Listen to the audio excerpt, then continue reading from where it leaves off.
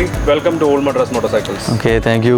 അപ്പോൾ ഇതാണ് അമ്പാടിയുടെ ഏറ്റവും പ്രിയപ്പെട്ട വണ്ടി അല്ലേ? അമ്പാടി വർഷങ്ങളോളം കാത്തിരുന്ന് അമ്പാടിക്ക് കയ്യിൽ കിട്ടിയ ഒരു വണ്ടിയാണ്. ഒരുപാട് നമ്മൾ ഇത് ഫേസ്ബുക്കിലും ഇൻസ്റ്റാഗ്രാമിലും അതുപോലെ യൂട്യൂബിലൊക്കെ ഹിറ്റായൊരു വണ്ടിയാണിത്. ഇതിൻ്റെ ഫോട്ടോ നമുക്കറിയാം. ഇതിൻ്റെ ബുള്ളറ്റ് പ്രേമികൾ ഈ ഫോട്ടോ എന്തായാലും ഈ വണ്ടിയുടെ ഫോട്ടോ മറക്കില്ല അല്ലേ? ഈ വണ്ടിയും അമ്പാടിയും മറക്കില്ല. അപ്പോൾ പറ അമ്പാടി, എങ്ങനെ ഈ വണ്ടി കിട്ടിയതും ഇതിൻ്റെ ഒരു സ്റ്റോറി ഒന്ന് പറഞ്ഞാൽ നമുക്ക്. സ്റ്റോറി എന്ന് പറഞ്ഞാൽ ഒരുപാട് വർഷം കാത്തിരുന്നിട്ട് കിട്ടിയതാണ് വണ്ടി. കിട്ടുന്നത് എനിക്ക് OLX-ന് പത്തനംതിട്ടയാണ് വണ്ടി കിട്ടുന്നത്. ആള് പോസ്റ്റ് ചെയ്തു, രാവിലെ പോസ്റ്റ് ചെയ്ത് വൈകിട്ടാണ് ഞാൻ ആഡ് കാണുന്നത്. ഞാൻ നമ്പർ മേടിച്ചു, ആളെ വിളിച്ചു, അപ്പം തന്നെ അഡ്വാൻസ് ഇട്ട് കൊടുത്തു. പത്തനംതിട്ടയിൽ പോയി എടുത്ത വണ്ടിയാണ്. അത്രയും ലോങ് പോയിട്ട് എടുത്ത വണ്ടിയാണ്. അതെ, ഞാൻ ഒരുപാട് ആഗ്രഹിച്ചു ഈ KLR എന്നുള്ള രജിസ്ട്രേഷൻ കിട്ടാൻ വേണ്ടിയിട്ട്. ഞാനൊരു തൃശ്ശൂർക്കാരനായതുകൊണ്ട് KLR രജിസ്ട്രേഷൻ നമുക്കൊരു പ്രത്യേക സ്നേഹം ഉണ്ടാവില്ല. ഒരുപാട് സമയം കാത്തിരുന്ന് കിട്ടിയതാണ്. അതിന് മുമ്പ് ഒരുപാട് മദ്രാസ് വണ്ടികളും കേരള വണ്ടി തന്നെ ഒരു KLK കോട്ടയം രജിസ്ട്രേഷൻ വണ്ടിയൊക്കെ ഉണ്ടായിരുന്നു. അതിനൊക്കെ ശേഷം നമ്മൾ ആഗ്രഹിച്ച വണ്ടി കിട്ടിയതാണ്.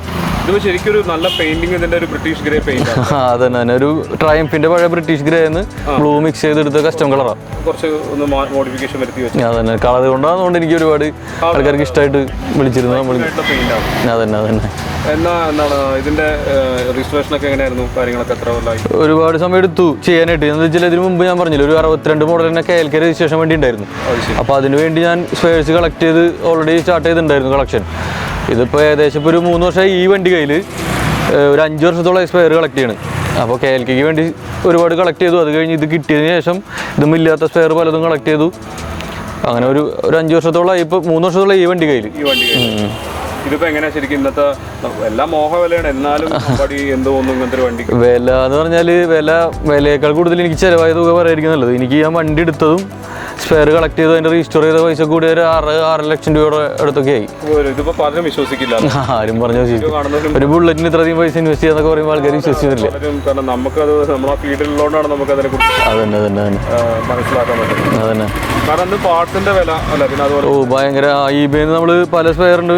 eBayന്ന് നമ്മൾ എടുത്ത് അത് ഷിപ്പ് ചെയ്ത് വരുന്ന കോസ്റ്റ് ചിലപ്പോൾ സ്പെയറിനേക്കാൾ കൂടുതൽ കാശ് ഷിപ്പിങ്ങിന് വരും. പിന്നെ കസ്റ്റംസ് ഡ്യൂട്ടി അതെല്ലാം കൂടി ഭയങ്കര കോസ്റ്റ്ലിയാണ്. അത് ശരിയാണ്. പിന്നെ അതുപോലെ തന്നെ നമുക്ക് RC ക്ലിയർ ചെയ്യാനുള്ള പൈസ അത് വേറെ പ്രശ്നം.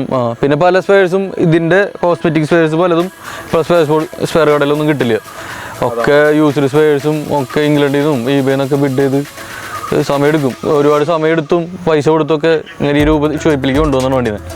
ഒരു വലിയൊരു സ്വപ്നമാണ് അമ്പാടി. അതന്നെ ശരിക്കും എന്ത് തോന്നുന്നു ഇപ്പോൾ വണ്ടി അതിന്റെ ഫുൾ പ്രൗഡിയിലേക്ക് എത്തിയിരിക്കുക? അതന്നെ ഇപ്പോൾ ഇതിൽ ശരിക്കും പറഞ്ഞാൽ ഇതിലും കൂടുതൽ ഒരു 90% സ്പെയർ ഉണ്ടായിരുന്നു. അപ്പോൾ ഞാനിതൊരു ഒരുപാട് സമയം ഉപയോഗിക്കുകയാണ്, ഇങ്ങനെ വെക്കുക.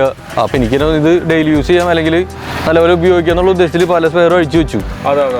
അപ്പോൾ വളരെ അത്യാവശ്യം സ്പെയർ മാത്രമേ വെച്ചിട്ടുള്ളൂ. ബാക്കി ഒരുവിധം കോസ്മെറ്റിക് സ്പെയർസ് ഒക്കെ അഴിച്ച് വെച്ചേക്കാണ് ഡെയിലി ഉപയോഗിക്കാന്നുള്ള ഉദ്ദേശത്തിൽ. അതെ, നമ്മളിപ്പോൾ ഒരു ക്രൗഡിൻ്റെ ഇടയിൽ വെച്ച് പോവുക, നമ്മളൊരു വെച്ചിട്ട് സ്ഥലത്തേക്ക് മാറി പോകുക എന്നൊക്കെ പറയുമ്പോൾ എടുത്തിട്ട് പോയിട്ടല്ല, എന്നാലും നമുക്ക് വേറെ ടെൻഷനാണ്. അത്രയും കോസ്റ്റ്ലി സ്പെയർസ് അല്ലേ ഇരിക്കുന്നത്. ഒരു സ്ക്രൂ ഡ്രൈവറും. ഏറ്റവും വിലപിടിപ്പുള്ള സാധനം എന്താ ശരിക്കും? എനിക്ക് തോന്നുന്നു ക്രൗൺ ആണെന്ന് തോന്നുന്നുണ്ട്. മോണോഗ്രാമാണ് അതിൻ്റെ. ക്രൗൺ ആണ്. നമുക്ക് ക്രൗൺ ഉള്ള വണ്ടി എന്ന് പറഞ്ഞാൽ പിന്നെ ഒന്നും നോക്കാനില്ല അല്ലേ? അതന്നെ ഒരു വണ്ടിയിൽ ക്രൗൺ ഉണ്ടെങ്കിൽ എൻ്റെ അഭിപ്രായത്തിൽ വേറെ ഒന്നില്ലെങ്കിലും ഒരു പ്രൗഡ് തന്നെയാണ്. ക്രൗഡിനെ പറ്റിയൊന്നും ചിന്തിക്കണ്ട. വേറെന്താണ് പിന്നെ ഈ വണ്ടി കൊണ്ട് കുറെ റൈഡൊക്കെ പോയിട്ടുണ്ടായിരുന്നോ? റൈഡ് അത്യാവശ്യം ഇവിടെ അടുത്ത് ഒരു 100 കിലോമീറ്റർ 150 കിലോമീറ്റർ ഏരിയയിലൊക്കെ ഉള്ള റൈഡൊക്കെ പോയിട്ടുണ്ട്. അതിരപ്പള്ളി ഇവിടെ അടുത്താ ഒരു 50-60 കിലോമീറ്ററുള്ളൂ. അവിടെ ഇടയ്ക്ക് പോകാറുണ്ട്. പിന്നെ മറ്റു സ്ഥലങ്ങളിലും പോകാറുണ്ട്. എന്ത് തോന്നുന്നു ഒരു 62 മോഡൽ ബുള്ളറ്റ് ഇപ്പോൾ ഇത്രയും ലോങ് പലരും നമുക്ക് കാണാം. ഇപ്പോൾ പറയുന്നത് എന്താ പറഞ്ഞാൽ പഴയ വണ്ടികളൊന്നും വീട്ടിൽ വെക്കാനേ പറ്റുള്ളൂ, ഓടിക്കാൻ പറ്റും. അത് ഒരു തെറ്റിദ്ധാരണയാണെന്ന് എനിക്ക് തോന്നുന്നത്. ഇത് കൃത്യമായി മെയിൻറ്റെയിൻ ചെയ്ത് കഴിഞ്ഞാൽ പുതിയ വണ്ടി ഓടണേക്കാളും സുഖമായിട്ട് ഓടിക്കാം. പിന്നെ അതൊരു കൾട്ട് ക്ലാസിക് അല്ലേ, അത് ഇഷ്ടപ്പെടുന്ന ആൾക്കാർക്ക് അതൊരു പ്രത്യേകത തന്നെ വണ്ടിക്ക്. പിന്നെ ഓടിക്കാനുള്ള സുഖം പലർക്കും. അമ്പാടി ഇപ്പോൾ എടുത്തൊരു വലിയൊരു ടാസ്ക്കാണ് ഇപ്പോൾ അമ്പാടി വണ്ടിയിൽ വെച്ചിരിക്കുന്നത്. അമാൽ കാർബറേറ്റർ. എന്ത് തോന്നുന്നു അമാൽ കാർബറേറ്റർ? അമാൽ കാർബറേറ്റർ പലതും എടുത്ത സമയത്ത് എന്നോട് പലതും പറഞ്ഞു ഇതൊന്നും വെച്ച് ഓടിക്കലൊന്നും നടക്കണ കാര്യമല്ല. അങ്ങനെ തോന്നി. കിട്ടണ ചെറിയ പ്രശ്നങ്ങളൊക്കെ ഉണ്ടായിരുന്നു. എൻ്റെ ചില സ്പെയർ കിറ്റ് കിട്ടും മേടിക്കാൻ. അപ്പോൾ നമ്മൾ സ്പെയർ കിറ്റ് മേടിച്ചിട്ടില്ല. പല സാധനങ്ങളും നമ്മൾ ലെയ്ത്തിൽ ഉണ്ടാക്കി കറക്റ്റ് ചെയ്ത് എനിക്ക് സ്ലോ സ്പീഡ് അഡ്ജസ്റ്റ് ചെയ്യണ സ്ക്രൂ ഒക്കെ നമ്മൾ ലെയ്ത്തിൽ ഉണ്ടാക്കി സെറ്റ് ചെയ്തു. ഞാനിപ്പോൾ ഒരുപാട് വർഷമായി, ഒരു 1-2 വർഷത്തോളമായി. അതെ, അതൊരു കാര്യമാണ്. സാധനം ഇത് പെർഫോമൻസ് കുറവാണ്. നമുക്കിപ്പോൾ മിക്ക അറബിലോ മിക്കുനിലോ കിട്ടുന്ന മൈലേജ് എന്തായാലും കിട്ടില്ല. എന്നിരുന്നാലും ഒരു 25-30 ഇടയിൽ മൈലേജൊക്കെ എന്തെങ്കിലും കിട്ടും. 30,000 തീർച്ചയായിട്ടും കിട്ടും. വേറെന്താണ് പിന്നെ ഈ വണ്ടിയുടെ വേറെ വല്ല ഫീച്ചേഴ്സ്, സ്പെഷ്യൽ ഫീച്ചേഴ്സ്? എനിക്ക് തോന്നുന്നത് ഒരു സ്പെഷ്യൽ എഡീഷൻ എഞ്ചിനാണെന്ന് എക്സ്പേർട്സ് പറഞ്ഞ് കേട്ടിട്ടുണ്ട്. സൈത്തേട്ടൻ തന്നെ പറഞ്ഞിട്ടുള്ള അറിവാണ്. ഈ 62 മോഡൽ എഞ്ചിനൊരു സ്പെഷ്യൽ എഡീഷൻ, ഈ എഞ്ചിൻ്റെ ഇതിലിങ്ങനെ എക്സ്ട്രാ ഒരു ഇത് വരുന്ന ഒരു ടൈപ്പ് എഞ്ചിൻ, ക്രാങ്ക് കേസിന് കട്ടി കൂടുതൽ വരുന്നതാണ് കേട്ടോ. സൗണ്ട് കുറച്ച് കുറവായിരിക്കും. അതെ അതന്നെ മറ്റു വണ്ടികൾ ഓടിക്കുന്നേക്കാൾ ഒരു ഹെവിനെസ് ഫീൽ ചെയ്യും ഓടിക്കുന്ന സമയത്ത്. പിന്നെ ഇതിന്റെ ഗിയർ ബോക്സും ശരിക്ക് കുറച്ച് കനം കൂടിയ ഗിയർ ബോക്സ്, കവറും അതെ അത് ഓടിക്കുമ്പോൾ അതിനുള്ള വ്യത്യാസമുണ്ട് മറ്റു മോഡലുകളും എല്ലാം. മറ്റ് 61 മോഡലും 68 മോഡൽ 66 മോഡലൊക്കെ നമ്മുടെ കയ്യിലുണ്ടായിരുന്നു. എന്നാൽ ഈ വണ്ടി ഓടിക്കുന്ന ഒരു ഫീല് ഈ വണ്ടിക്ക് മാത്രമേ തോന്നിയിട്ടുള്ളൂ.